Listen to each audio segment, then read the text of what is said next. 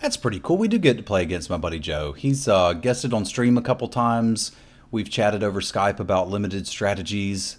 And he even played a game like we did a video. That's what I'm trying to say. You know, the thing I'm doing right now for Mana Deprived a while back when VMA was out. So it should be a good match.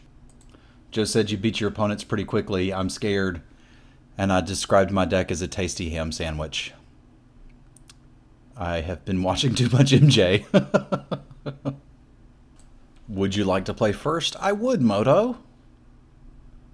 Timber, timber, timber, timber, pack!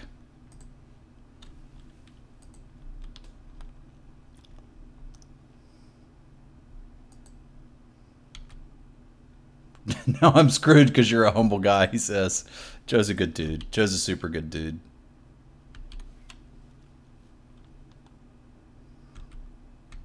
Now, he doesn't know that he should kill this immediately, but he totally should.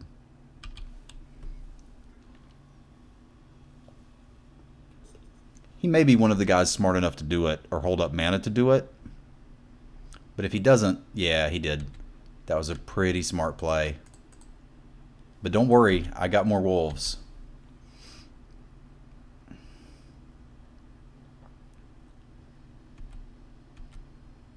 So what do I want to lose? We need to hit that land drop. But we're probably not going to. I don't want to use a Titanic Growth to get around that. Like, discarding Stratus Walk seems like such bad value. I could attack and discard the Dwynen's Elite and play the other Timberpack Wolf, but it's pretty low value if we do that. We could also just play it and let him swing in and then potentially Stratus Walk one. This guy gets value the later we go. I think we just play another one and pass, actually.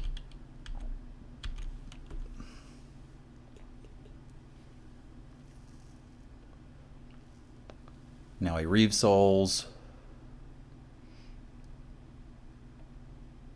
Kills our other dude. Bad things start happening. So our only play now is the Dwynen's Elite, which is fine. We can do that. We may just block and discard the Stratus Walk, because we can't sit here and get hit by it forever.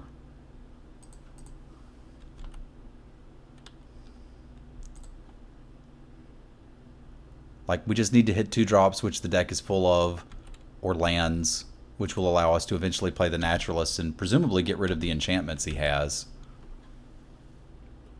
I imagine if he's playing Blightcaster, he's got a spicy brew for us. Molten Vortex is pretty strong if you can get it going early.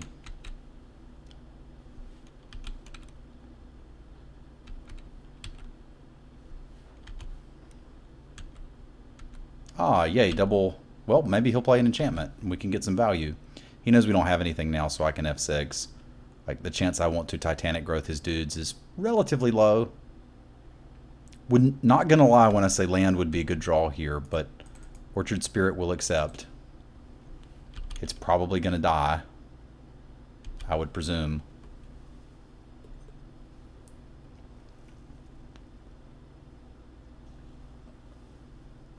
Yep, it's dead. I thought we had such a good start with all those Timberpack Wolves, but it figures some person at the table would get the all removal spell all the time deck. Let's go ahead and waste, I think, the Infernal Scarring, actually. As if he wants to discard 2 lands to kill my Naturalist or trade it for a Blightcaster and a land, he can. We can get this off the table later. Or he could just kill me with it. That works too. Nicely played, Joe. Nicely played. I think that was somewhat due to Zamana Screw, but now we know that he has the thing, Act of Treason. I feel like we've got enough stuff to deal with his guys and his enchantments. Like, I like the double Naturalist thing. I may actually want a Caterpillar in here, maybe over Stratus Walk. Because that's not, like, it seems like all of our creatures are better. We just need something to stick. Return to the Aether is pretty good against an enchantment strategy too. So I think I'm going to actually bring in another creature. Because if he's playing Blightcaster, he's got reasons. I would like to play first. This seems good. I'm going to keep it. It obviously needs to draw lands, much like our last hand. It's not quite as good because we don't have all timber packs all the time, but we should have a bunch of them. Alright, land is good. He's going to think I have like 5,000 of these. Another one? No? Okay. That's fine. We've at least got action. Watercourser. Of course. Oh, land screwed? That kind of sucks. I'll go for the let him use his Fiery Impulse play if he has it. But he does not. And he's had enough. Kept a two-lander, didn't get there. That is a thing that can happen. Now we're going on the draw. What adjustments do I want to make? Like, we saw one imp. He may have another, so Aerial Volley might be actually a good card for us. But red-black isn't really known for its strength of flyers. Like, it's kind of cute if we can kill his dude in response to him putting an enchantment on it, but we only saw one. And there's not any flyers in red to speak of. I can't even actually think of any. Like, oddly enough, it doesn't hit the Boggart Brute, which is the red flyer.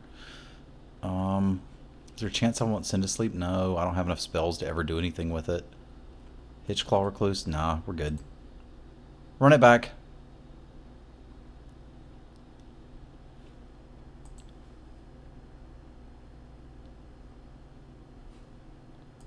Ruined your video.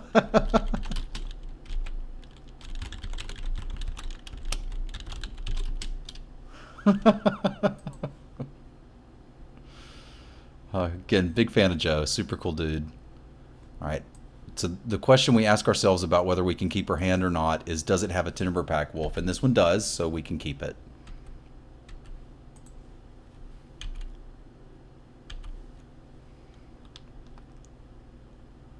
Always have Timberpack Wolves. Actually, for this guy, I'm just going to run out the old Elvish Visionary. Because I don't mind trading that, and we get to draw a card.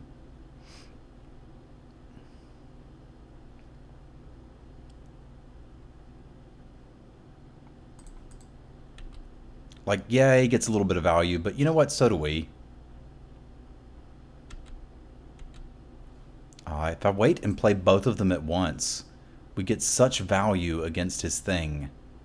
Unless he leaves up mana. I can't actually sit here.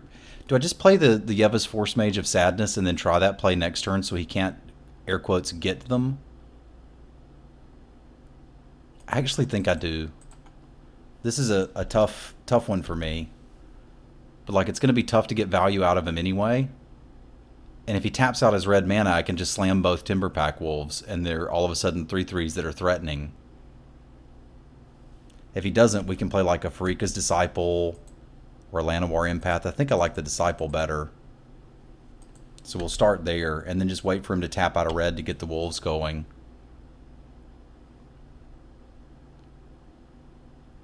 If he wants to just chunk all his lands, that's fine. And this seems like a good turn to get our wolf buddies going.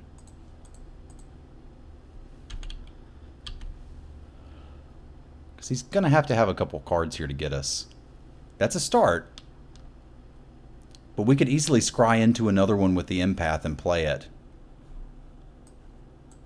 He went top with that, so it's probably something pretty good. Let's see what we can Empath here. Another Timberpack Wolf would be hilarious. I don't want the forest. I will take the Rock's Maulers.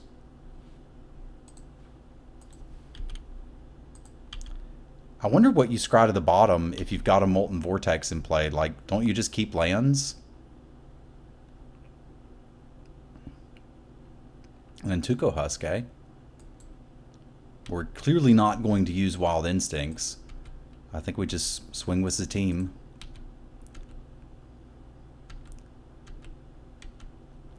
The other argument would be that we do use Wild Instincts. I don't want to play the Maulers, because if his last card is Act of Treason, which seems reasonable for him to keep, then he's just going to do mean stuff to us with it. And if he wants to sit here and wait on that, he can go right ahead.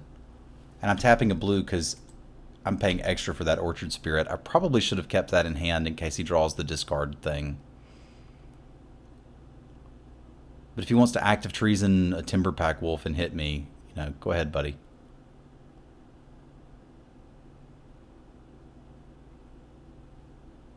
Sure. That seems like a fair trade. Is it, though?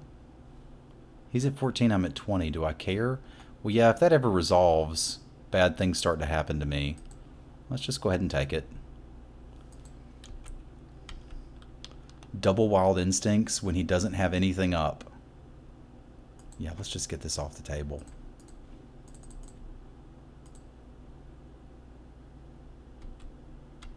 He had already F6, so wasn't able to sack it to itself. But I don't like him having a Husk when we know he has Active Treason in the deck. That just seems kind of actively bad. So I can try Wild Instincts again, but there's a chance he has it now.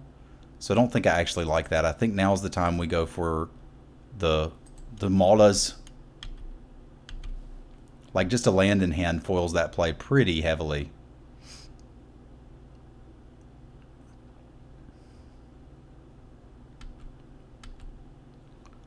So now if I Wild Instincts the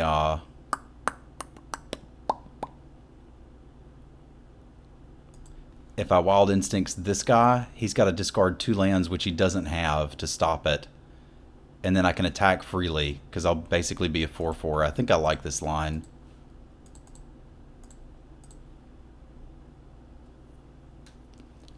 And then we're not at risk of really losing anything. We just swing with the team.